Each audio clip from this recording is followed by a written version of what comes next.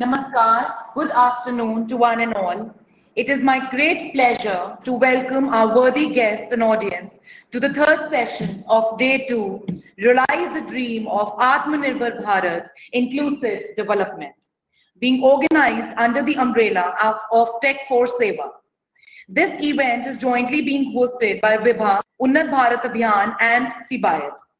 We are fortunate to have Sri Madan Krishnan, our worthy chief guest, our worthy panelists, Dr. Akshay Saxena, Dr. Sushil Rana, Dr. Sumir Sehgal, Sri Rajiv Gulati, Dr. Harish Kumar, Sri Divakar Bhattacharya, and our eminent awardee, Sri Ayush Kapoor.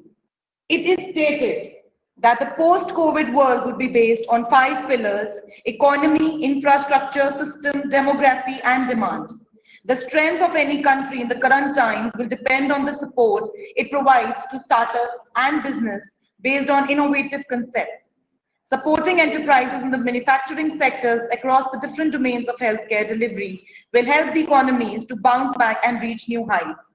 So once again, we welcome you to the session, Realize the Dream of Atmanirbhar Bharat, Inclusive Development. I now take this proud opportunity to introduce our worthy chief guest, Sri Madan Krishnan, CEO, Medtronics. He's the Vice President and Managing Director, Medtronic India. He has an expertise in providing access to healthcare, emerging markets, developing and nurturing high-performing teams, and driving innovation. He chaired for the Advanced Medical Technology Association, India Working Group, and is on the board of Medical Technology Association of India. His experience includes leadership roles in Turkey, South Africa, South Korea, Southeast Asia, and other Asia-Pacific countries. He has over 20 years of leadership experience in healthcare, in emerging and developed healthcare systems. He has proficiency in Turkish, Malayalam, Tamil, Hindi, in addition to English, and has working knowledge of Korean and Spanish. We are really grateful to be having you here, sir, and it would be really nice if you can just give us a few words of motivation. Thank you so much, sir. Thank you. Thank you very much. And namaste to each and everyone on the panel, esteemed panelists, and also all the distinguished guests who are joining through a digital media.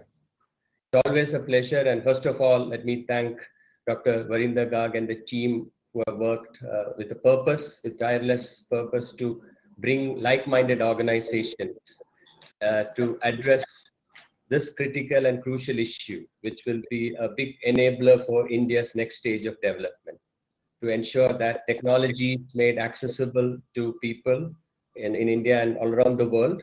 And India plays a role leveraging technology for Atmanirbhar Bharat and inclusive development. And we're really happy to have representatives of Vigyan Bharati, Vibha, Unnat Bharat Abhiyan, and the CBIO team who are anchoring this conference. So I think if you look at overall the purpose of technology, and even a company like Medtronic, which was founded 7 decades ago, our mission is to leverage medical technology, to leverage advances in engineering to the betterment of mankind. So that has been the principle for 7 decades, right from the time we have introduced the first battery-powered pacemaker close to 7 decades ago. When it comes to India, clearly we have a huge opportunity to leverage technology, and technology in the medical device space can help us leapfrog from a continuum of care to the most advanced continuum of care, where outcomes are improved, efficiency, effectiveness of healthcare system is improved, and healthy India is a productive India. And I'm really, really privileged to work in this industry for over 20 years to say that medical technology often is curative in nature, it's not palliative, and the technology can be deployed and addressed, which can be a big accelerator to the economy. Right now, if you see, our data is showing that every day in our own India, more than 4,500 people are afflicted by stroke. Now, the percentage of people who get the right care at the right time is hardly 2 to 3%. Rest of them have, face death or even, paralysis of varying degree, which is also a big challenge for the families.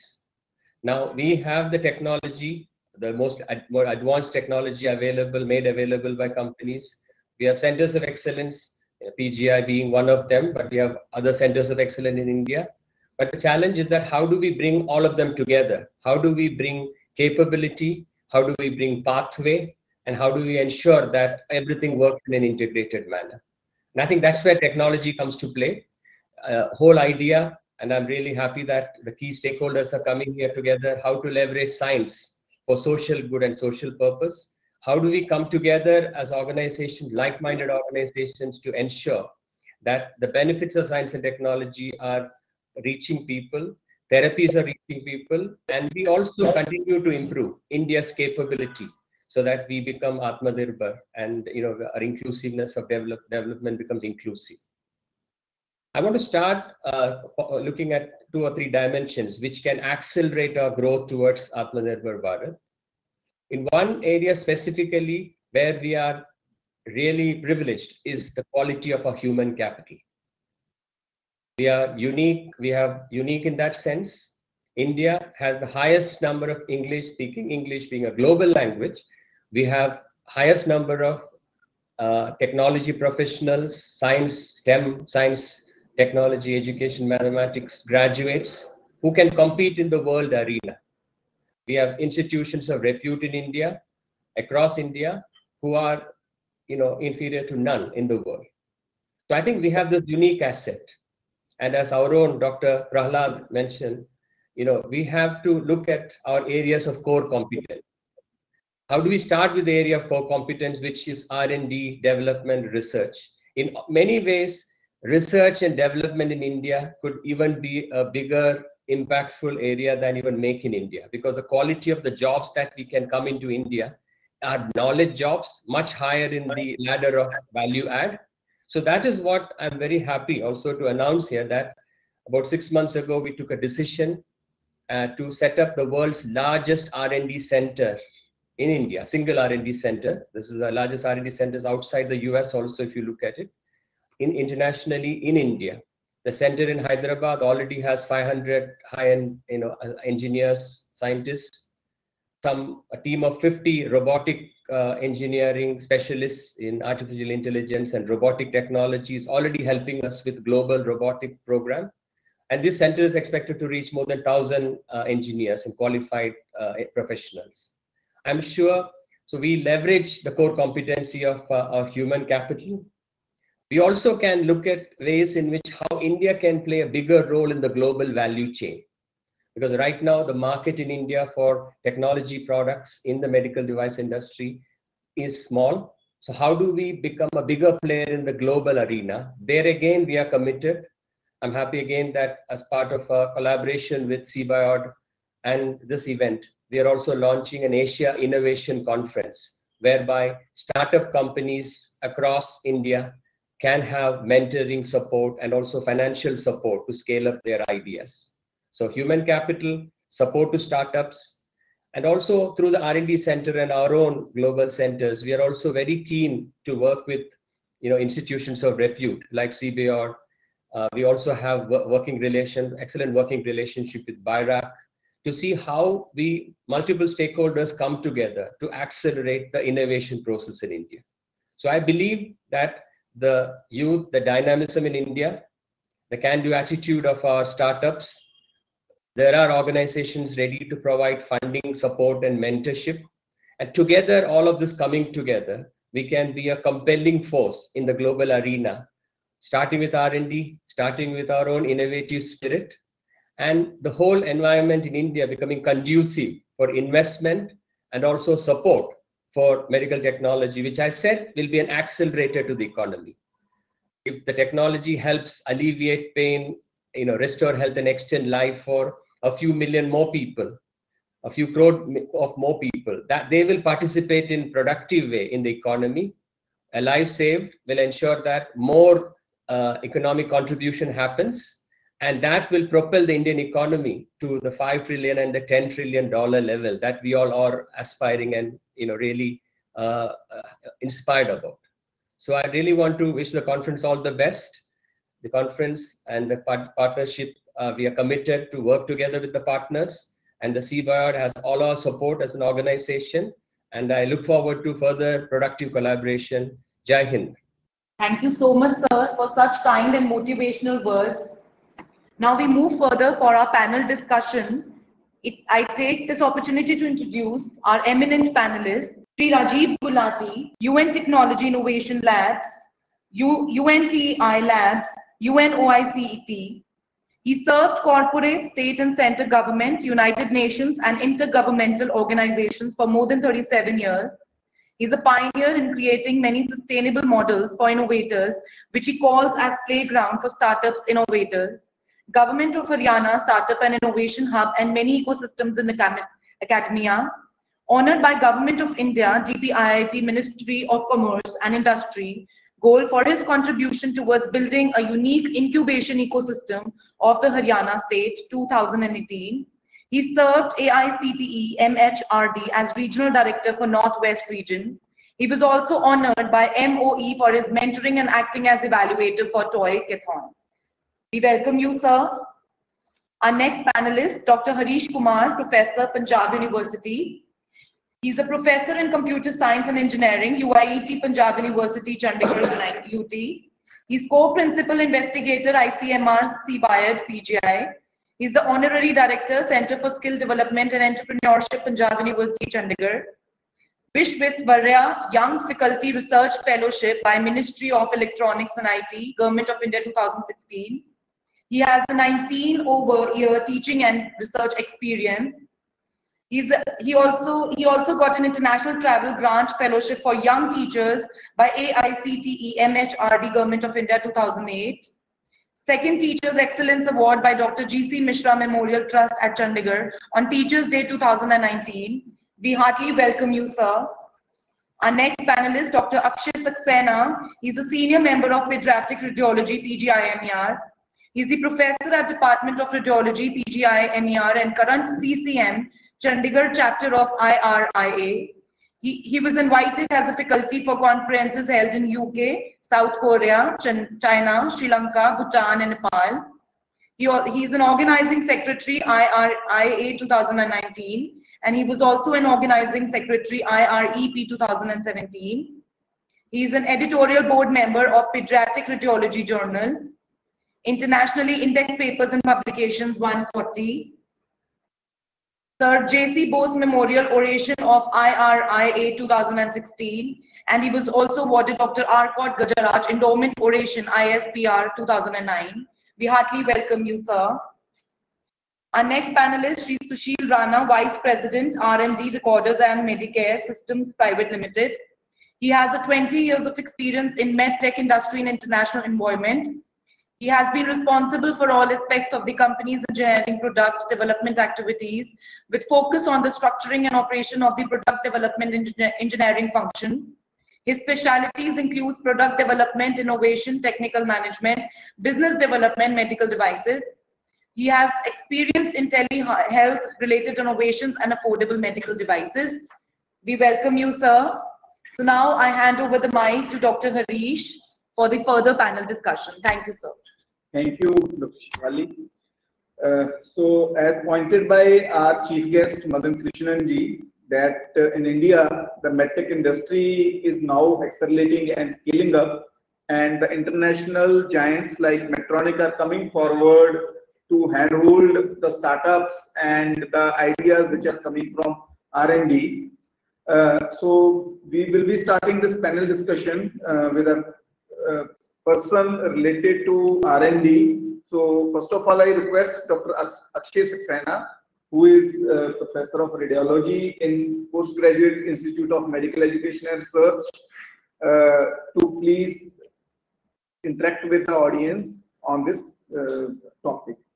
Dr. Akshay Saxena, please. Good afternoon, everybody. I believe I am audible to everyone. This session is important for the future of the country, and I would say that to achieve the goal, the dream of Atmanirbhar Bharat, we need to have a marriage. A marriage has to be performed between the medical sector and the technology sector, be that IT or the other branches of the technology sector. Unless there is a marriage between the scholars of these two main streams, the goal of realizing the Atmanirbhar Bharat will be slightly difficult. And if the two streams, if the technology side knows what the medical side needs, and if the medical side needs knows what the technological side can provide, we certainly can fast track ourselves on a global map. So this marriage is of paramount importance and has to be coupled with the concept of innovation. You need not follow anybody else. You know what the problem is. You can innovate to your local needs, and I'm pretty sure what is useful in the Indian circumstances will also be useful on a global platform. So collaboration and innovation are the basic mantras which I would believe are key to the future for the country, and add to it the commitment for serving the poor and the downtrodden society of the country. Unless we look forward to meeting the aspirations of this community, we will not be reaching the stage of Atmanirbhar Bharat. We need every citizen to be in good physical and mental health. So these are the general principles based on which I would say that we should look forward to going towards the Atmanirbhar Bharat. And if you talk, you can achieve this much. I'm sure that we can improve the healthcare and we can generate employment also. We can have some specific examples, although like the list would be long and I'm certainly not going to provide a comprehensive list. But like, we can have some basic examples, like we can find generic solutions to the expensive medication, produce them locally. That would give rise to possibility of providing medications at an affordable cost to the people who cannot really afford the patented drugs. Then if you are producing this locally, that would provide employment to the Indian masses. Similarly, we can find solutions to the problem of a high cost of the implants and the stents. That is where we can innovate. We can look for the appropriate material and mass production. That way we can again, provide the affordable healthcare as well as provision for employment for the masses. So these are like some of the basic examples which we can do. And at the same time, while we are doing this, we should also look into the possibility of providing telemedicine as a sustainable option. The COVID-19 epidemic has brought to the front that large number of patients can be managed at a distance. That in itself has huge amount of benefits which we have discussed in the previous session, so I'm not going into it. The long and short of the story is telemedicine should be developed as a sustainable option for the welfare of the community. Similarly, like if you talk about marriage between the health sector and the technology sector, a very simple example: people are now delivering online medicines to the home. That itself is a relief to the patient. That itself saves inconvenience to the entire family. So simple things, simple innovations, they can certainly help the patients in a big way, and certainly they will generate the employment as well. So that is what I would recommend, and I would like to conclude by giving an example of CBiot. We have a very able leader in Dr. Varinder Garg, who thinks ahead of the time, who conceptualized CBiot, and now this center is working as a kind of a liaison between the health sector and the technology sector, bringing together the two sides, and they have already filed several patents. To the audience, my message is that if any one of you have any idea you want to connect with CBiot, just go to the Google, search CBiot, you will find the website, contact the team, and we'll be happy to support you. Thank you so much. Yeah, thank you, Dr. Akshay. You have rightly pointed out that there is a need of marriage between medical professionals and technologists. That's why Center for Innovation and Biodesign started here in PGI MER, because otherwise technologists work in isolation and medical professionals, medical scientists work in isolation. So if they work together on certain concepts, then definitely it will lead, that collaboration will lead towards the development of medtech industry.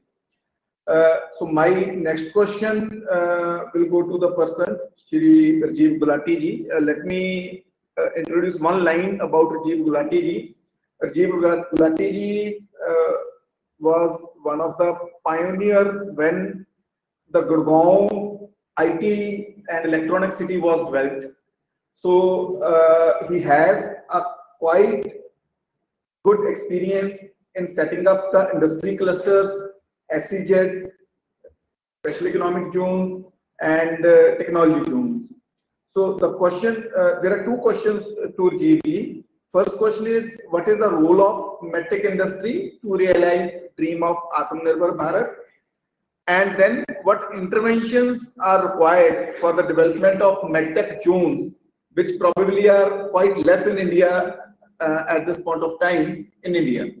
So these are the two questions. Then again, I will come back to Rajiv for another question related to the manpower. Rajiv, please. To all the very young and creative, I can say, the team around the CBOID and other people who are associated with CBOID for organizing this lead of the hour discussions, where from the last 2 years, everybody is becoming more serious about the health. Though our elders used to say, "Jaan hai to jahan hai." So, aaj jaake, when you start knowing what the importance of your health is, the people started looking into the technologies, other facilities, and all those things. And now, when the government started supporting under different slogans and different initiatives, when Atmanirbhar is now spread like a voice of everybody. When today I wanted to be as a panelist over there, I felt when I'm going on to the Atmanirbhar, why not to take an oath also that, okay, yes, I will be doing that at a national level also. I'll be using the things which have been developed by India. I'll be promoting the things which will be developed by India for other people. Technically, when you talk about what you call the self-reliant, the Atmanirbharta, it is not only meant for this country only. It is meant for this planet. When the people on this planet are happy, when they are comfortable, when they are enjoying this good health, the economies automatically will start growing. And their health not only depends upon what they eat, what they breathe, and how they live. There are a number of things also that if they fell ill, how they have been treated over there. So the importance of the tools also becoming a big, what you call as a facilitator to them. Preventive health on one side, mental health on one side. But when you say, okay, you are in the hands of the doctors, and doctor needs some good tools to adopt this. And we have seen that when we want to realize the Atmanirbharta, and then look into deep dive into how many companies, how many Indian products are there into the healthcare, there are a lot many questions. Sitting in Chandigarh, around Chandigarh, I know I spent some good years over there when in way back in 83 and 84, one of the company which developed the India's first CT scanner, and fortunately I was of a team member, and I see a couple of people from there have grown up, they have created their own company, but they shifted outside India. Now, over there, I take some small examples while explaining my things, because that will be more interesting when you say, what your experience is into that. Those experience really carry some value. And when I deal with the startups, they say, okay, it is always good you tell your story. So let me tell you the stories and make you more interactive or more interesting into that. When we were developing the cities, there were data acquisition systems. How to capture the X-rays, convert into a digital form, and capture the DAS systems we used to say. So one fellow was called from USA to teach us, to share his knowledge in way back in 85. And let me share you, that fellow was from India, from Meerut, who has got number of patents at that time, which multinational companies which are developing the city at that time were using his data acquisition systems. So I was shocked to know, when he interacted with them, the fundamentals he was carrying, but all the patents were registered outside India. So the question comes when we talk about the Atmanirbharta, how comfortably we are creating that environment where, as the chief guest also said, now they are bringing the R&Ds to India. They know that India, which is full of, when we say the status, 50% of the youth and 50% lying in the rural area, there are a lot many things which we have to see into that. And when we look into the whole spectra of the life, when you talk about the health, on one side there are the youth who are maximum with the energy, where the maximum things can be done. On the other side, we have got the older people coming up in a big way, where we have to take care of their health also. It is becoming economically a challenge to how to provide this whole healthcare systems to this whole spectrum.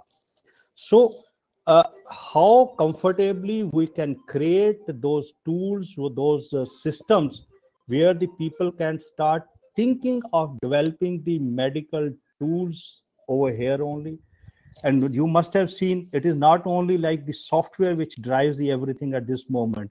When you look into the automobile industry, started facing a big challenge when there is a chip shortage also. So we talk about where the hardware is there, which is ultimately going to drive this whole story. So how many people have been trained over there to become as an Atmanirbhar, to understand this, that how fast we can start not only doing R&D, bringing the R&D to the society and try utilizing it.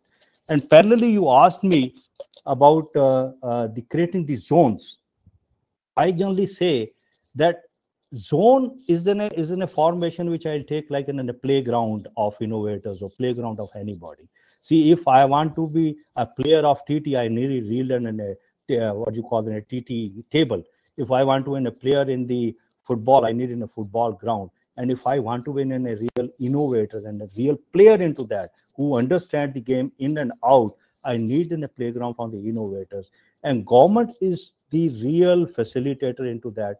Lot many facilities has been created. They understood that in silence the things are not going to work, and we have to join the dots.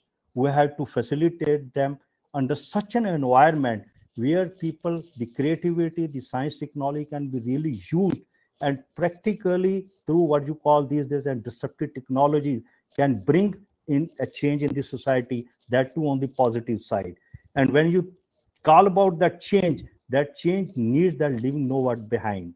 And when you talk about the 50% of the people living at the rural area, that means that digital device should not be there. We have to look into that. And that's why the people started looking how the health can be transferred to their homes, to their places where they're living, instead of they traveling to a big hospital, to the regions of the metros and all those things. So this teleradiology and that started making a big effect.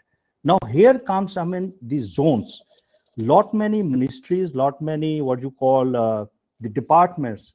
Talk about the Ministry of Education, talk about the Department of Science Technology, talk about the Ministry of IT also. They started building lot many ecosystems, maybe as an incubators, maybe facilitated as an accelerators, working with the academia. But the situation which I found when I go to the real fact, when we talk to those academia, they are in solace. Solace means, they are not creating the communities within those regions. So these zones, which the purpose meant for them is they have to collaborate also. Collaborate in a sense, whatever they were doing in Center of Excellency, they should spread their knowledge, the awareness. Okay, we are here. Okay, we are there to facilitate. If this is not meant for this particular state, this is not meant for this particular institution, this can be utilized by anybody who is around there. If you are traveling, you want to utilize. Why I'm saying this, in medical equipment, the regulatory authorities, the testing authorities, the acceptance for launching your products, there are a lot of challenges into that. You must have seen during this pandemic, there are a lot many innovations lying in the R&D. Only this force has made them to come out. Though I know, the ventilators were designed here way back, even 2 decades back. But why even Maruti started building those portable ventilators within that small period? That means we have created a zone, we have created a facility where they can be adopted. And parallelly, we have created a facility at a fast rate where they can be adopted, that okay, it can be used for invasive or non-invasive purposes typically for the healthcare. So these zones has to play a 360 role, not only for the development purposes, for the facilitating those things which has been developed, for adopting them. And I always say the government can play as a customer role to facilitate these startups, because startups to a company like in a big company, GE Healthcare, the Toshiba Healthcare, the Fuji Healthcare, for them there is a different type of confidence, which also they started now taking it from some good innovations from the startups. When I am a startup, I am a very young innovator within a small thing, but when I have to launch it, that launch pad is to be facilitated through these zones only. So there is a great need for what you call joining the dots, where they are working it separately, utilizing the youth for coming forward and working into these zones, and then government just acting as a facilitator and a customer, typically in the healthcare, to market them, to adopt them, so that the confidence for the other private players should also dwell. I hope I had justified these two questions at some level. Let us take this discussion further. I will put more points, practical points into that. Thank you, Rajiv. You have very rightly pointed out that there is need to focus on creation of the ecosystem, which includes the government support, which includes the education support, which includes the industrial support.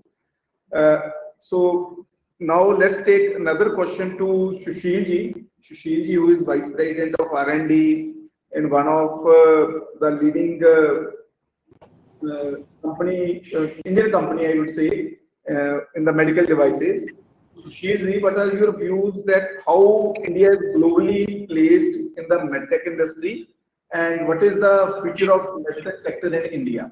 Sushil ji, please. Good afternoon, everyone, and thank you, organizers, for having me here.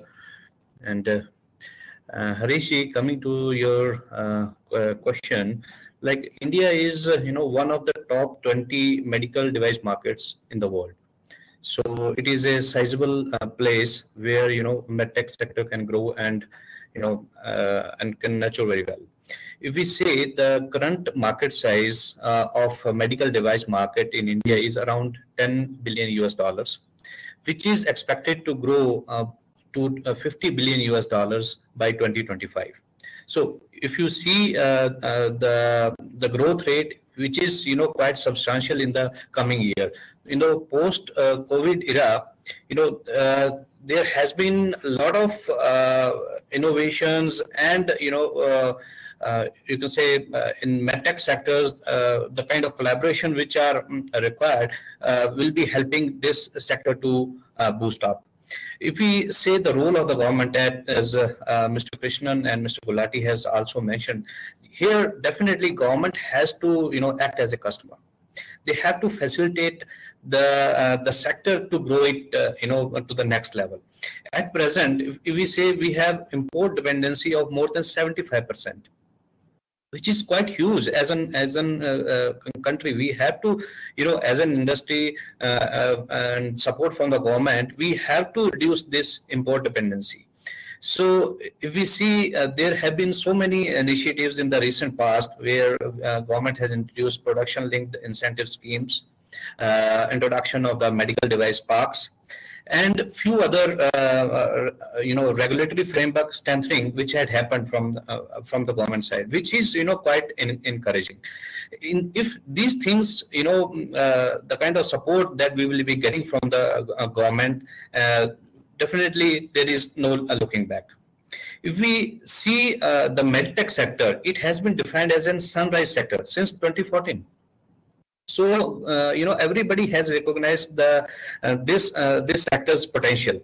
So definitely, as Mr. Krishnan has also mentioned, R&D is one of the key factor in the transformation of the medtech sector, where the R&D has to be done in collaboration, not to be in isolation, where academia and the industry has to come together, where medical and the engineering teams has to come together.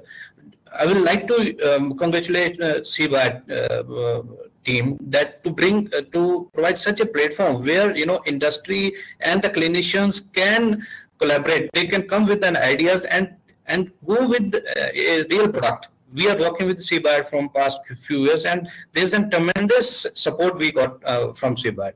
So these are the kind of platforms which are required across India at multiple states levels. We have to see towards India-based innovation with indigenous manufacturing as one of the success factors for the medtech sectors in the coming year. Health tech startups, wearable devices, telemedicine, big data, robotic surgeries are few of the catalysts and the boosters to the medtech sector.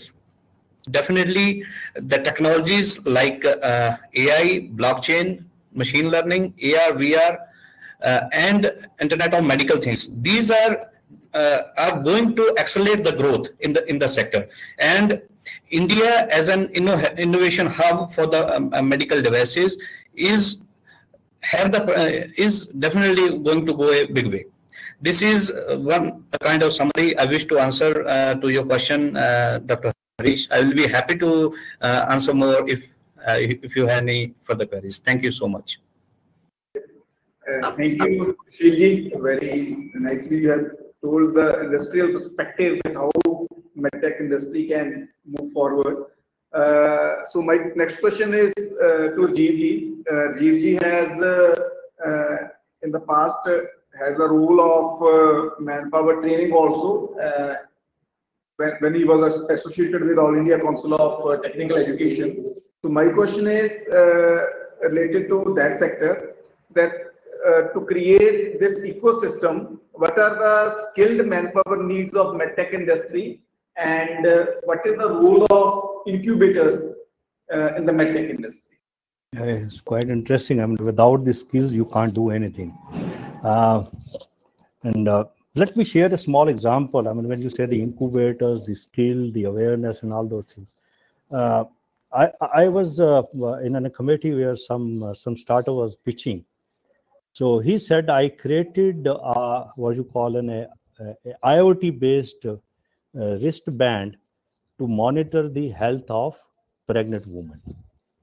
And he wanted to use it typically in the rural area, because at rural area, they wanted that there is no doctor available immediately. So this can be used through some cloud services he made. And the interesting part, which in that story came, he said he went to a rural area. He gave that wristwatch. He used it in the wristwatch, the wristband where there's a watch was also to that lady. And they kept about 2 to 3 weeks away from that, keep monitoring them at their own servers from their own lab also. It was interestingly where everything was coming more than normal. They went back. They asked them, I mean, okay, the things were like, as we predicted, are more towards the more efficient way. So where is your, what you call the wristband? Can I have? So that lady said that my husband has taken it in the morning. Whenever he going to the fields, he used to take this as a watch. And most of the 3 weeks, the data which they monitor is the data of their husband. So then that fellow, he sat in that village. He studied what is that thing which these ladies can't take out from their body, so that I can put the sensors within that. So our Mangal Sutra, so he put the sensors into the Mangal Sutra, and the things were started happening in a right manner. Why I shared this whole story is the skilling to the people who are implementing these technologies, to the skilling of those people who really want to develop it, utilize it, and then to take it to the field. All these are small things which are really needed if you want that technology should work also. I remember, I mean, the times when, why I'm taking this example, because I see 1 or 2 people from the radiology side are also there. In 90s, when 1991, when I shifted to Delhi, there was a scarcity of a radiologist, and there are a couple of CT scanners, and the radiologist has to run from one place to the other place also. So what they say, that they trained that they are technicians, radio technicians, but still that radiology has to run. So we thought that that time the radiological information, the IRS, and how the teleradiologies can be implemented in India. There were a lot many challenges into that. Somehow roped some of the innovator from Canada, and we wanted to exhibit this, connecting the AIIMS and the Escorts, what you call at that time in South Delhi, which was there. And we brought that equipment to exhibit. Unfortunately, that was landed on Friday evening, and Saturday and Sunday was the exhibitions. So we couldn't take that equipment out because of some customer rules, which didn't allow that at that time, though the top agencies were involved into that. So here I say, the skilling of those people, those regulators who are handling the healthcare and who want to sign those files where this import, they should know the importance of the healthcare also. So there is in a broad spectrum, starting from education. When this pandemic came, in one of the conversations I said, we in India, we created a platform where we wanted a schemes that as in every family, one person should be trained on digital inclusion. See how this helped when the pandemic came and everybody was doing most of the time something on the virtual mode.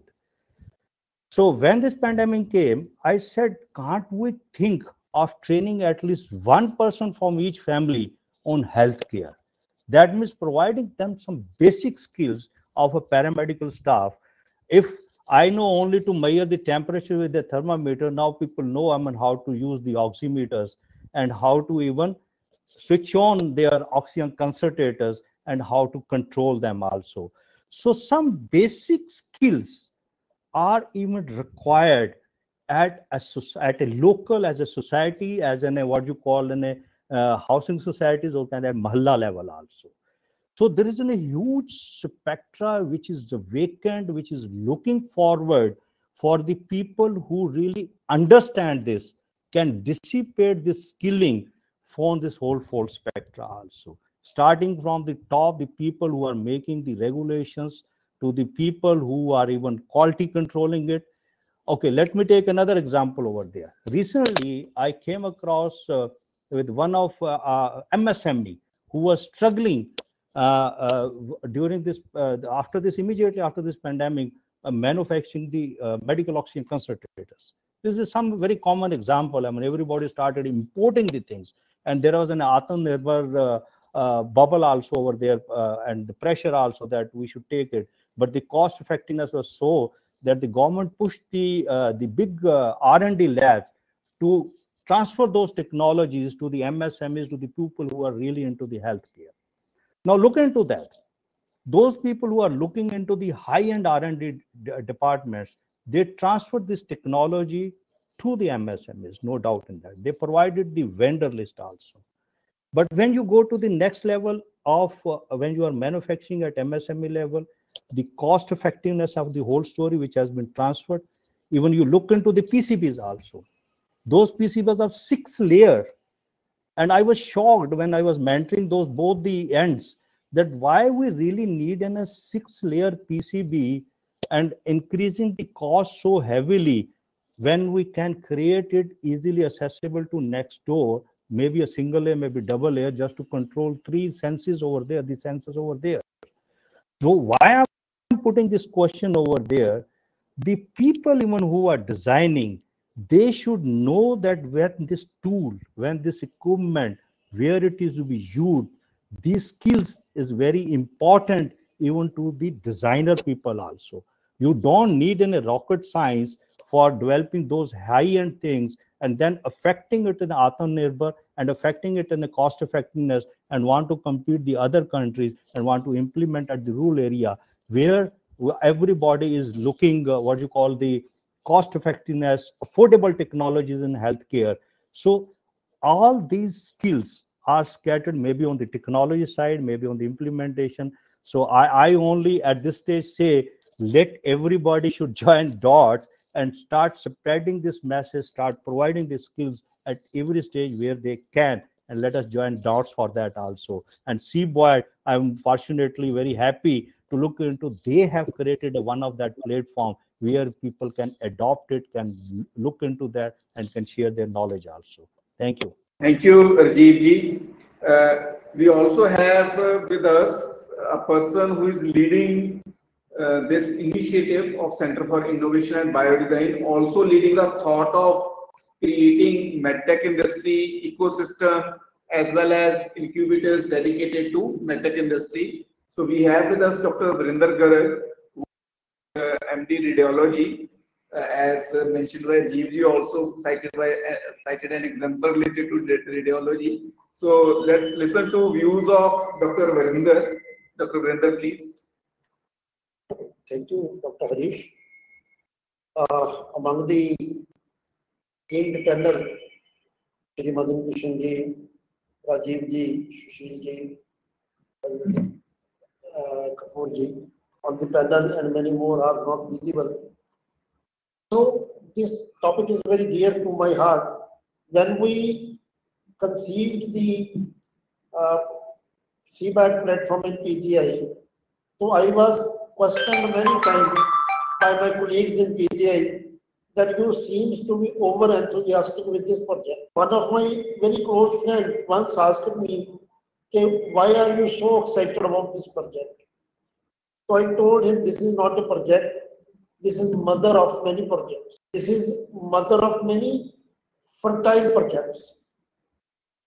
So the gap between the researchers, strategists, marketing strategists, and the ground requirements is huge. In the beginning of my career, I spent 7 years in the peripheral institutes in the rural areas of Punjab, Haryana, and Chandigarh. That's why I am able to appreciate that gap. Then I had a chance to serve in Medical College of Patiala, have trainings in Medical College of Haryana, and then serve in the known medical college in Chandigarh, and then in the esteemed institute like PGI, and then in the team of the Honorable President of PGI, that is Union Health Ministry. So in this journey of around 20 years, I came across almost every stakeholder.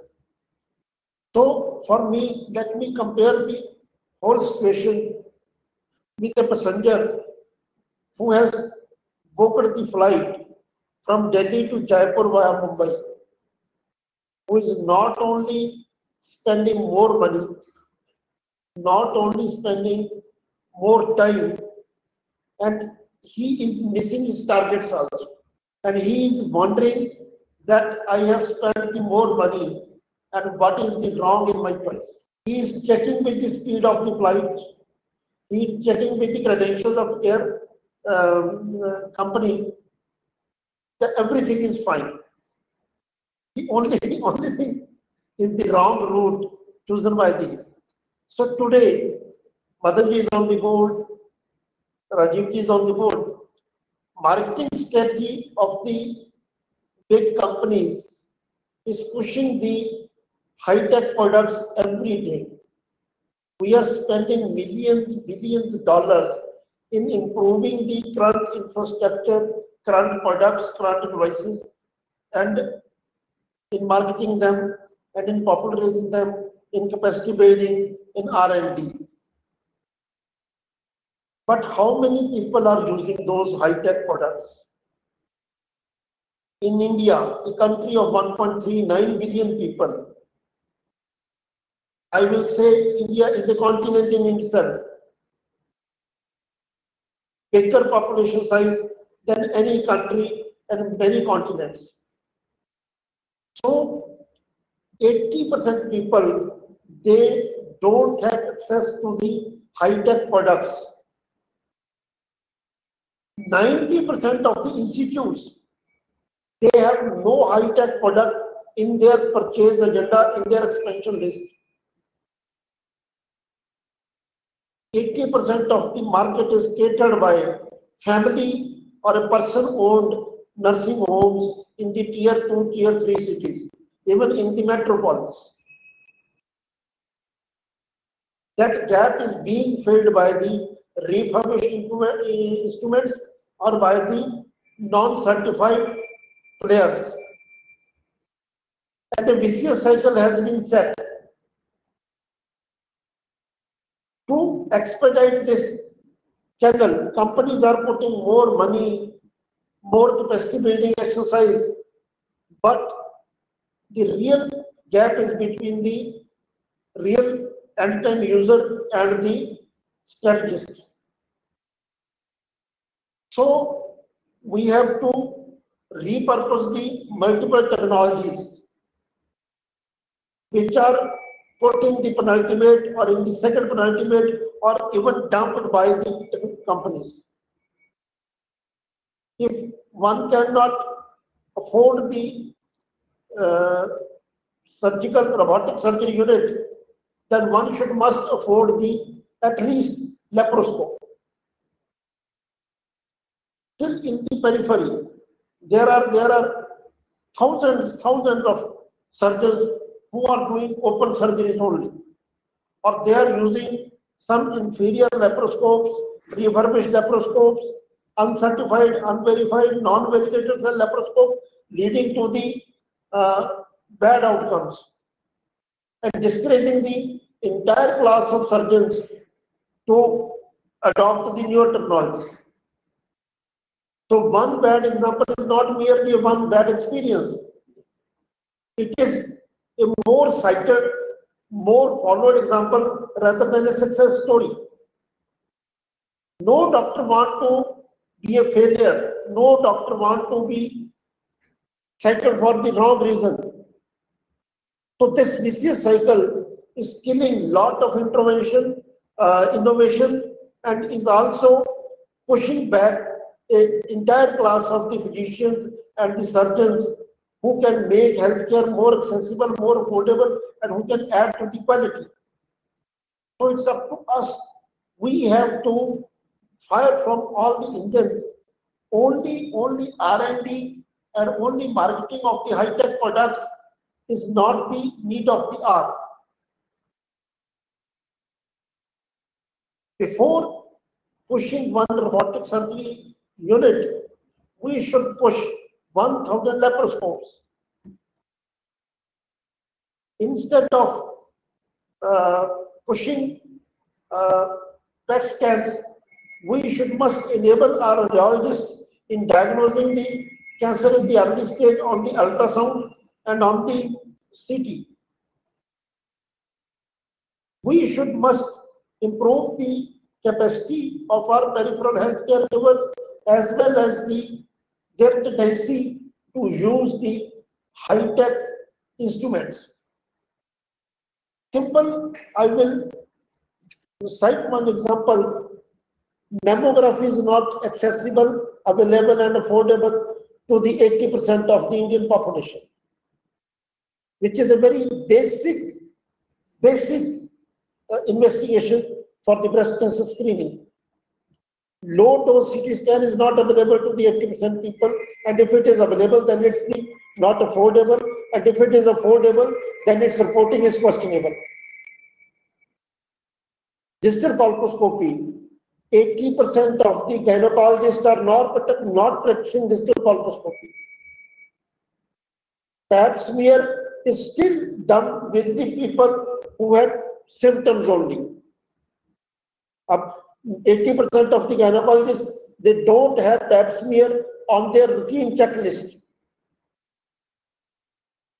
So my humble request is that tuberculosis is killing more people than cancer. Even the good quality X-ray is still a mirage in the rural areas.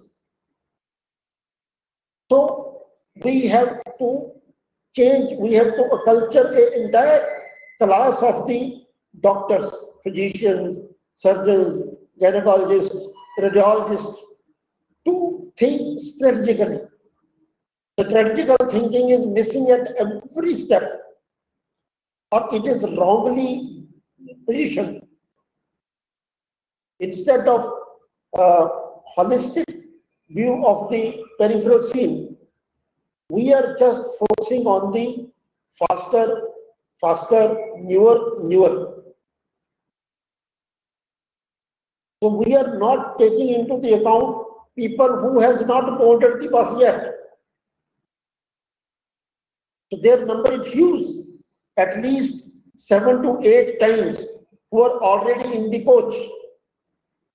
So those who are in the coach, they are improving day by day.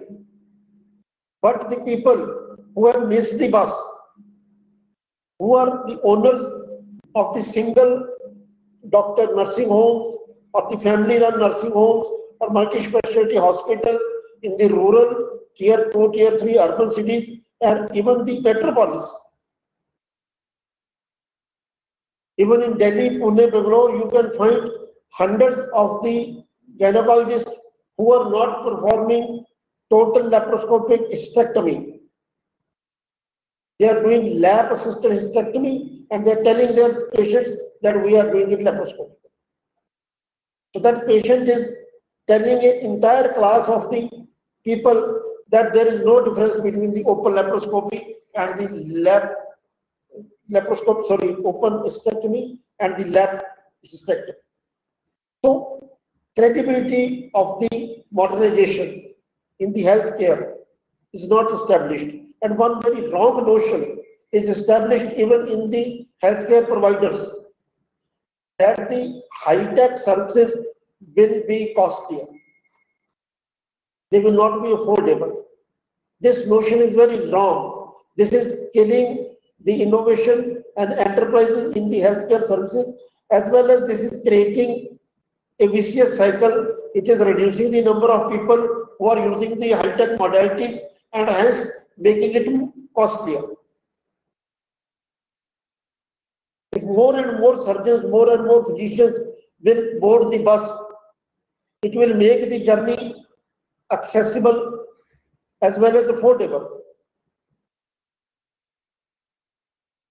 If a person sitting in the remote area wants to get some high-tech treatment done, traveling time and expenses keeps him or her away. So we have to strategize for the percolation of the technology to the tier 2, tier 3 cities and the smaller nursing homes. It will happen in the steps. It will not happen in a single go. We can't convince a radiologist sitting in the peripheral city to install MRI directly. First, we will provide him a multi-slice CT which is affordable. We have to make his capacity, we have to make him more capable in terms of reporting CT and MR. We have to teach him more and more users, musculoskeletal users, other new users, color Doppler on his ultrasound machine. Now, 80% of the healthcare providers, they are planning their strategy just based on their own capability and their own drainage area. They have modernism is not on their agenda. So we have to recruit them unless we will not keep in the view the end service provider and the end user. We will not able to break these jinx. So this is my only submission to all of stakeholders in CBIO. In the last 1.5 years, we are more focused on the mindset of the doctors, because this is the most important factor which will make any innovation or any product a success or a failure. So this is my only humble submission in this esteemed panel, that we must take this factor more into account, and we should make it happen in India. 1.39 billion people have every right to the modern, advanced, affordable, accessible healthcare at their doorsteps with their social and economic stability. Thank you. Thank you, Dr. Rinder. Definitely, as pointed out by all our esteemed panelists, we will be focusing on creation of the ecosystem, and now there is a time for vertical as well as horizontal growth. Although things have already started into this direction, that we should focus on the medtech zones, R&D, make in India products, training of the manpower, creation of the new startups, handholding of the startups by the bigger players as well as by the government. So all the points by the esteemed panelists will be listed and taken care of, and will be given as a feedback to various agencies in the country. Thank you all the panelists. Now I hand over the session to Dr. Shefali for further. Thank you so much, sir. Thank you. So now we move on to our award session. So our awardee, Mr. Ayush Kapoor, I would like to introduce him. He's the Marketing Manager, Lifebuoy Brands, HUL. Mr. Ayush Kapoor, Marketing Manager, Lifebuoy Brand, HUL. He's the Area Sales and Customer Manager for 3.5 years in Delhi and Haryana. He has been a Senior Brand Manager, handled both brand building and brand development, all 6 Ps for Cornetto from 2016 to 2018. He led first of its kind co-branding partnership between HUL and Mondelez to launch Cornetto Oreo, which has been the most successful launch in HUL's food and refreshment business in over a decade. He has been the Marketing Manager, Lifebuoy and We Wash Skin Cleansing, HUL, and Marketing Manager, Naturals, Hamam, Rexona, Moti, Skin Cleansing, HUL. We welcome you, sir, and I would like to invite our chief guest to kindly confer the Arogya Sebayat Innovation and Enterprise Leadership Award to Mr. Ayush Kapoor. Thank you so much, sir. Pleasure. Thank you. Thank you. Achievement, and Shri Ayush, wonderful to work in this hygiene health industry and bringing innovation. It's important at this period. So I'm really happy to see that you are the proud recipient of this award. So for the award to you. Thank you so much. Ayush, sir, would you like to present your from your side, or we should present it from here? Maybe you can flash the presentation, and I'll just quickly speak about why we are in this event. First of all, thanks a lot to Dr. Garg and the whole team at visible? We've started your presentation. Is it visible? Yes, it is. All you right, can move to the next slide. I am not very important in this one. Thanks a lot to Dr. Garg and the whole team for giving us this opportunity, and a big thanks to all the esteemed panel members and the chief guests, sir. I know this is a session on medtech, and it's a bit of a surprise that a soap brand is getting represented. But to be honest, if I look at it as an outsider, soap, where I've been working for the last 3 and odd years, it's the most affordable medtech out there. It's the most affordable non-pharma product that really prevents diseases. I represent Unilever. Unilever is a MNC that is present in some 200 countries, but we have a very special relationship in India. We have been around for 100 years, and nearly 95% of what we make what we sell in India is made in India. So we actually represent Atmanirbhar Bharat. We have been on that journey for a long time. Lifebuoy, the brand that I've on, has been at the forefront of driving behavior change around health and hygiene for the past century in India. Hand washing is the most affordable way of preventing spread of diseases.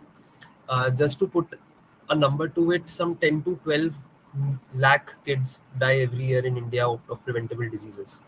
All those could be prevented by just washing hands and maintaining basic health and hygiene. We are a big supporter of the vision of the Prime Minister with Swachh Bharat and Atmanirbhar Bharat. And that is what we embody every day with what we do on our brand Lifebuoy. In the last 10 years, we have taught around 30 crore Indians how to wash their hands properly and when all to wash their hands. So we don't know the real number, but we can estimate we must have saved quite a few lives by teaching people just how to wash hands and take care of their health and hygiene. We run many programs in partnership with many partners like Gavi, like Population Council of India, etc., where we take this message across the deepest corners of the country. We go to the ruralmost corners of the country with the message of washing hands. The pandemic was a watershed moment for us. We became the first brands to start talking about. We stopped advertising Lifebuoy when the pandemic hit, but we instead started promoting hand washing and telling consumers that you can wash hands with any soap. So all our ads started carrying all brand names. We said you can wash hands with Lifebuoy or Dettol or Lux or any soap that is near you. Just wash hands because that is the only way to prevent spread of this disease. So we became a real advocate for this affordable bar of soap, which can really prevent diseases. We continue to do a lot of efforts on building hand washing as a habit. The latest one is something called H for hand washing. It's a very simple idea that when young kids are taught alphabets, H should stand for hand washing and not just horse or hippo. So if you get them young, maybe you can teach them for life and get them to start washing hands properly. We have tied up with Mr. Ruskin Bond, with Education Ministry, and we are now taking that message across a lot of schools. The initiative that I am most closely involved in and I'm really proud of is this new affordable healthcare model that we are bringing. So Lifebuoy has developed the first AI bot. It's a voice-based bot that is called Mobile Doctor Knee. It is available on any phone, smartphone, feature phone, and it answers health and hygiene related questions in all the languages in India. So we are developing more and more of such capabilities every day. This already answers some 7,000 questions. It's free of cost, and we have already had more than 10 lakh people come and interact with it. As Dr. Garg said, that the real gap in healthcare is towards the fringes of our society, where a lot of medical practitioners are not present.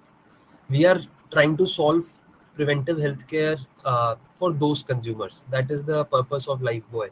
So consumers who don't have any source of scientific information, who don't have access to doctors or anyone trained in their family. I love the suggestion that Rajiv ji said that in every family there should be one trained healthcare worker. So we are trying to solve it in another way. We are trying to give a doctor in every pocket, that in everyone's access there should be a doctor, or at least a doctor-like companion. So we have made this Mobile Doctor Knee, which can answer some 7,000 questions with 98% accuracy. We are making it better every day, and this is already reaching out to lakhs of consumers every day, where they are coming and answering very simple questions कि अगर school खुलने वाला है तो हम अपने बच्चों की रक्षा कैसे करें Covid time. So stuff like that, very simple scientific information which they don't have access to right now. We are building more features onto it as well. I would like to end by sharing 2 lessons we have on developing technology for this really bottom of the pyramid, 300-500 million Indians. The first is access is very important. Access is the biggest challenge. And by access, it's not just physical access that devices are not available. Even when a device is available, most people don't know how to use it. So we realized that because initially when we made this product, there were 5 steps to get to the product. You had to accept terms and conditions, and then it would ask permission to open mic, and it was not available on the home screen, and most consumers did not know how to do it. So giving very easy access became very important for this product. And that is our understanding, that if you have to solve for the last person in the queue, you have to first reach the last person and reach them in a way that they know. Again, Seaboyd has helped us design it better. The second big learning is that today in this VUCA world, which is so complex, it is impossible to solve anything on your own. So you need a lot of collaboration. And the collaboration, for example, we are doing on this product is with doctors, who help us design the content, is with data scientists who help us figure out what should be the questions we answer next, is with telecommunication partners who help us take this product to as many Indians as possible. It is with all different kind of organizations who help us make it a product which is useful for the consumer. It is in regards to this collaboration, I think that CBOID has such an important role in the ecosystem, because we need platforms where more organizations with different agendas can come together and try and make one simple product that can really help create a difference for millions of Indians at a time. And that is the need of the hour, that millions of Indians become healthier, have a healthier living, have a safer life. And it won't happen if only I do it or only one organization does it. It will happen only if all of us work together to do it. So I like to end again by thanking a lot to all the support that is being provided by Dr. Garg and his team, so that we can take this, we can build this product, and we can now take it to a lot more people on the ground. Thanks a lot. Thanks. So now I invite Dr. Sakshi to please give a formal vote of thanks. Thank you, Dr. Sifali. On behalf of Vigyan Bharati Unnat Bharat Abhiyan and Center for Innovation and Biodesign, I express my gratitude to Shri Madan Krishnan ji for your presence, very inspiring address, and presenting before us different perspectives of medical technologies and current scenario in India. Special thanks to all our panelists, Dr. Akshay Saxena, Mr. Sushil Rana, Dr. Rajiv Gulati, Dr. Harish Kumar, and Dr. Virender Garg for presenting their views by highlighting gaps and considering different outlooks, horizons, and steps leading to realize the dream of Atmanirbhar Bharat. We are thankful to our awardee for their contribution for the betterment of society at large. Thanks to all the audience for joining us. Now I request Dr. Virender to say a few words. After formal vote of thanks, I'm just interrupting to share one good news with all of us, that today India crossed 1 billion mark in COVID vaccination. So I'm sharing one slide. So under the able guidance of our worthy Prime Minister Shri Narendra Modi ji and the dynamic leadership of Shri Mansukh Mandaviya ji, today we have done a marvelous job which was unimaginable few months before. I still remember we, the people from medical fraternity, used to discuss that whether the vaccination will be available to us or not, because USA was putting billions of dollars in the advance purchase of the vaccine.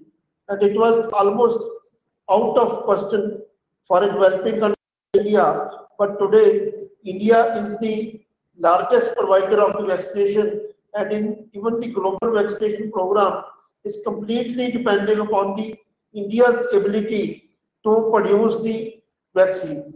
So the same miracle we can repeat in the field of medical devices and equipments. So with these words, I will take leave once again. I congratulate all the professionals, all the people who were part of this campaign and who cooperated in getting the vaccination done. All our people, 1 billion recipients, and the researchers, professionals, administrators, along with our able leadership under the dynamic leadership of Honorable Prime Minister Shri Narendra Modi ji and the Honorable Health Minister Shri Mansukh Mandaviya ji. So this miracle has been done. Today I was talking to one of our participants from USA. Even doctors are not getting second dose still. One of our participants got her second shot yesterday only. And in India, vaccination centers are empty and waiting for people to come and get vaccination. So it's a day of choice for all of us. Thank you. thank you all for joining us, and I invite all of you to join us for tomorrow's session at 10 a.m. Thank you very much.